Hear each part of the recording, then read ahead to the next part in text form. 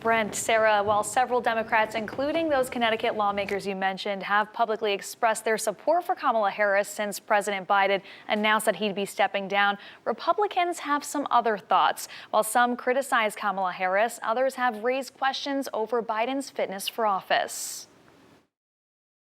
In an unprecedented move, President Joe Biden announced Sunday he would not run for re-election and step away from seeking the 2024 Democratic presidential nomination. The president said it would be in the best interest of both his party and the country to give up his candidacy. Shortly after announcing his decision, he endorsed his running mate, Kamala Harris. Some are celebrating his choice. When you're not performing at your best, you can hurt other people around you, and that's kind of brave enough for him to acknowledge that he's not at his best.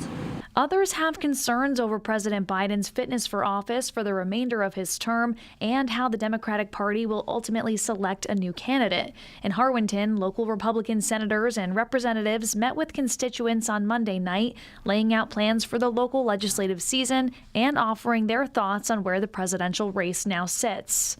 Running a campaign and being the commander-in-chief of the United States, I can only imagine the amount of pressure that brings to any person. Though State Senator Henry Martin told Fox 61 he's focused on Connecticut and hearing what's important to the people that he serves, there were a few concerns that he and other Republicans had after Biden's announcement. When did they know that he wasn't capable of being the president of the United States, and who was running the country while this was going on?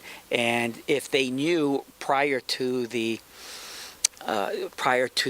convention, then why didn't they allow a primary to take place? Republicans on Capitol Hill have blatantly called for Biden to resign, arguing that if he's unable to remain the Democratic presidential nominee, it's likely he's unable to finish out his term.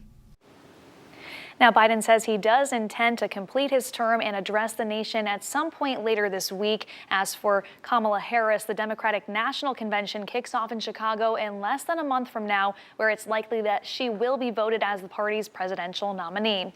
In studio tonight, Kaelee Collins, Fox 61, Connecticut's news station.